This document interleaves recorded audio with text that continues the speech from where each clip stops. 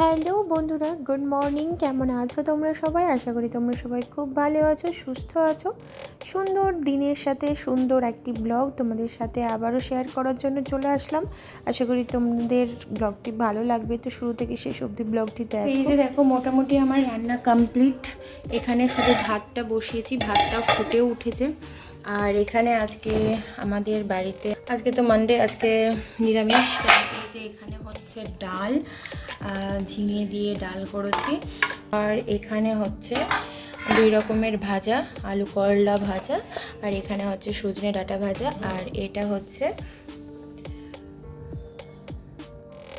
এখন উদ্বাস্তু হয়ে গিয়েছি। আর এটা হচ্ছে আমার উদ্বাস্তু রান্নাঘরের মোটামুটি তোমার ভিউটা জাস্ট এরকম। আর সকালবেলা তোমাদের দাদা ভাইয়ের এই মুড়িটা লাগেই, সেটা হচ্ছে শসা চানাচুর মুড়ির সাথে দিয়েছি 2 টুকরো আপেল।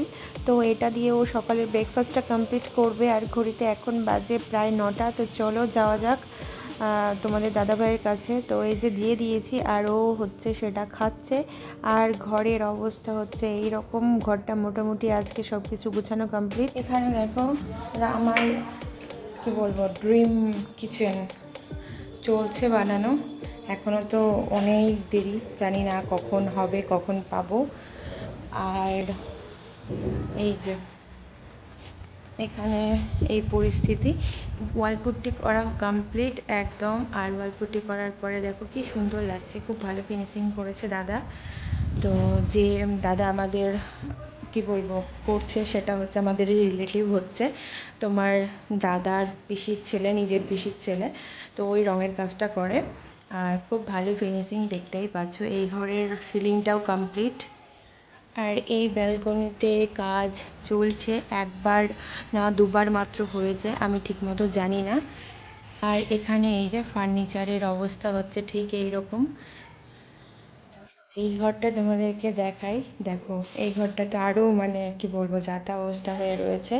এখানে মানে পুরো বিল্ডিং জুড়েই প্রায় ওই কাঠের আসবাবপত্র ছড়িয়ে রয়েছে। এইটা ঘর কমপ্লিট, একদমই কমপ্লিট। এই যে দেখো। আর এখানে এই নিচের আলমারিটা এখনই তুলে নিয়ে আসা হয়েছে। এটা আমার মেয়ের ঘর হবে। আর এটা আমার আমার আলমারি আমার মেয়েকে দিলাম।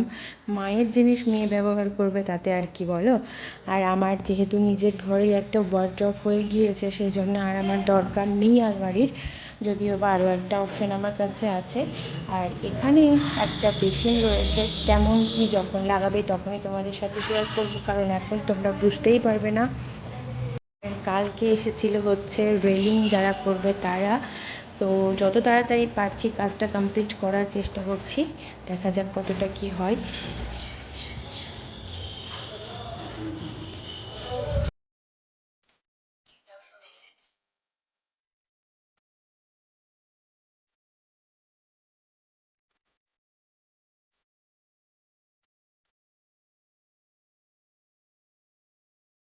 ছাদের অবস্থা দেখো, 2 দিন ঝাড় দিতে পারিনি।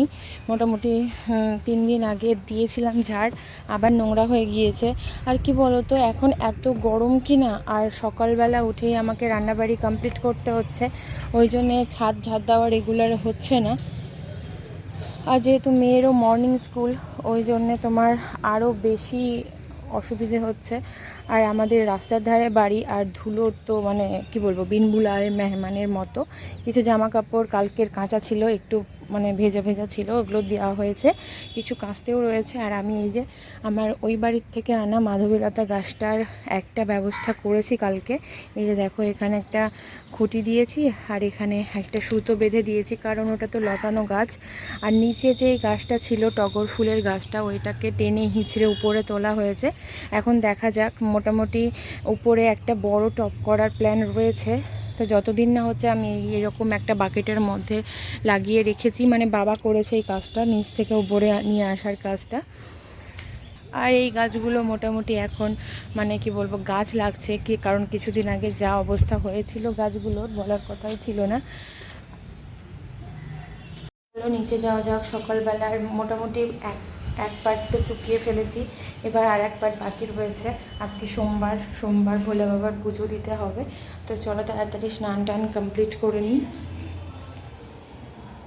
এখন আমার স্নান একদম কমপ্লিট। আর স্নান করার পরে কিছুক্ষণের জন্য একটু ভালো লাগে, তারপরে আবার যেকা সেই গরমকালে এই অশান্তি।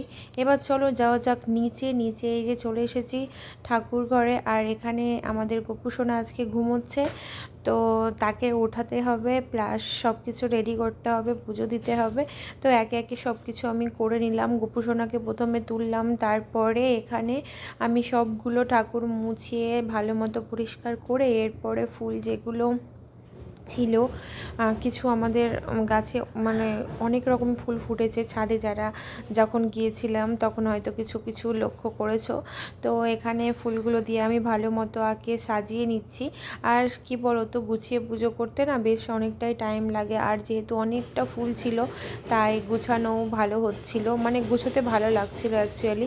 কোনো জিনিস যখন তোমার গোছাতে তার তো জিনিস লাগবেই, তো ফুলটা অনেকটা পরিমাণে ছিল। এইদিকে আমি গোছাচ্ছিলাম আর এইদিকে আমার পুচকিটা স্কুল থেকে চলে এসেছিলো। তো আমি যেহেতু নিচে রয়েছিলাম, আর আমার নিচের দেখতেই পাচ্ছ অবস্থা বাড়িঘরের, সব কিছু এদিক থেকে ওদিক করা আছে, এখনও সব কিছু গোটানো কমপ্লিট হয়নি, আস্তে আস্তে করছি। মায়ের ঘরটা মা বাবার ঘরটা কমপ্লিট হয়ে গিয়েছে, তো কখনো তোমাদের সাথে শেয়ার করব।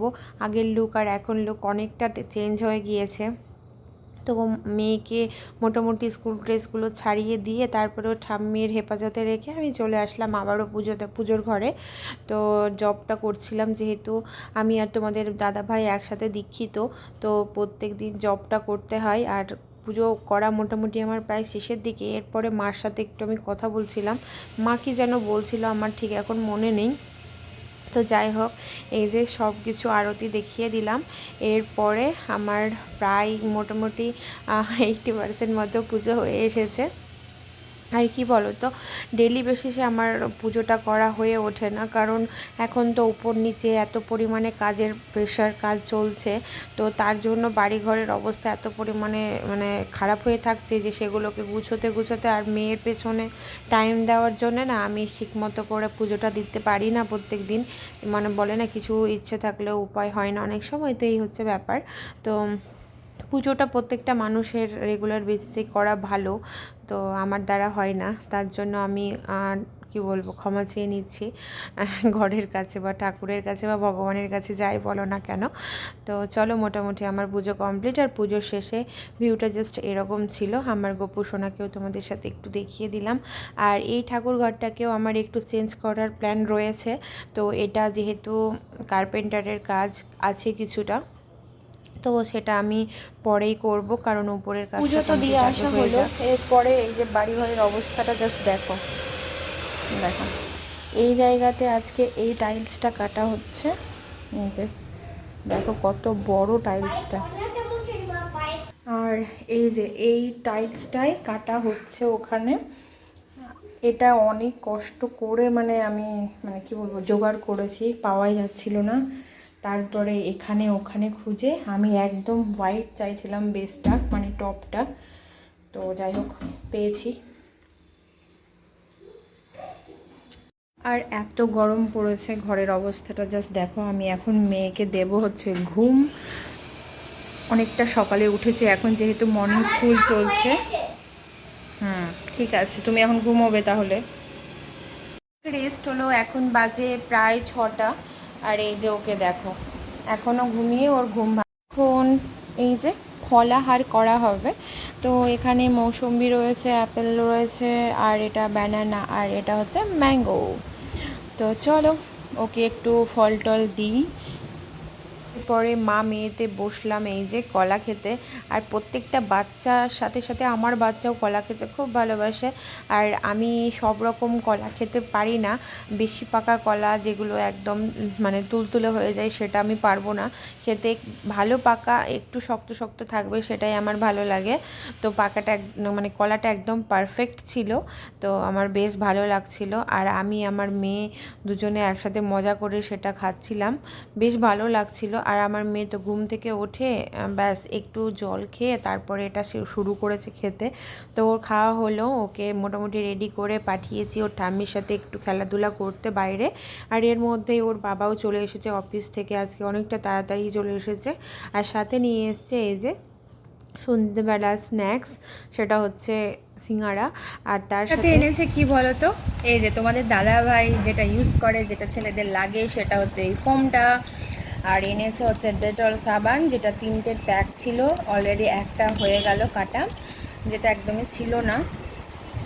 ওয়াশের জন্য লাগে, টয়লেট ওয়াশের জন্য আমরা এটাই ব্যবহার করি। আর এটা হচ্ছে সেন্সোডাইন পেস্ট। সেন্সোডাইনটা ইদানিং আমরা দুজনেই ব্যবহার করছি, উৎক্ষেপটা তো আলাদাই পেস্ট। তো এটা দাঁতের মানে কোনো প্রবলেম থাকলে দেখছি খুব ভালো রেজাল্ট দিচ্ছে, তো এই জন্য এটাই। সন্ধ্যেবেলা এই যে চা না হলে তো হয় না, চায়ের সাথে আজকে চা হিসেবে এখন রয়েছে হচ্ছে বিস্কিট। আর এই বিস্কিটটা আমার খেতে খুব ভালো লাগে। এই বিস্কিটটা কার কার ভালো লাগে অবশ্যই বলো তোমরা। আর সিঙ্গাড়া মুড়ি তো খাওয়া হলো। আর এই যে পুচকেটাকে দেখো কি করছে। মামা, তোমার লেখাগুলো দেখাও দেখি। এই যে, তো এগুলো হচ্ছে ওর লেখা।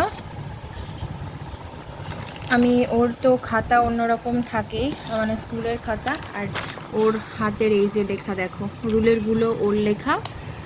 আর আর পেনেরগুলো হচ্ছে আমার লেখা।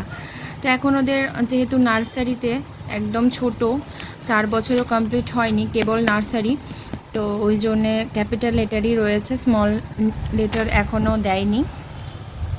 চলো এখন ওকে একটু পড়াতে হবে। তো ওকে একটু করাতে মানে বসিয়েছিলাম, নমো করাতে, কারণ ওর তোমার ফ্রাইডে থেকে ফার্স্ট সেমিস্টার শুরু হচ্ছে। এইটুকু পুচকের আবার সেমিস্টার, মানে শুনলেও ভাবলেও এক এক সময় হাসি পায়।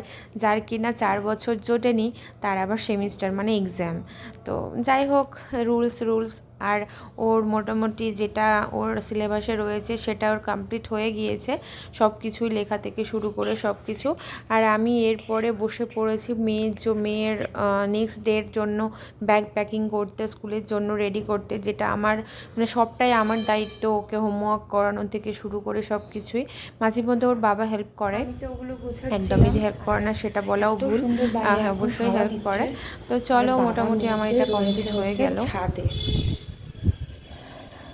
আজকে আবার দেখছি এই যে মন্দিরে যে ল্যাম্পগুলো প্রত্যেকটা ইয়েতে দেওয়া থাকে, ওগুলো আবার আজকে জ্বলছে না, দেখছি কি জানি কেন। দেখি বাবা মেয়ে কী করছে রাত্রেবেলা। উপরের লাইটগুলো তো এখনও কানেকশন করা হয়নি, ছাদে লাইট দেওয়া রয়েছে।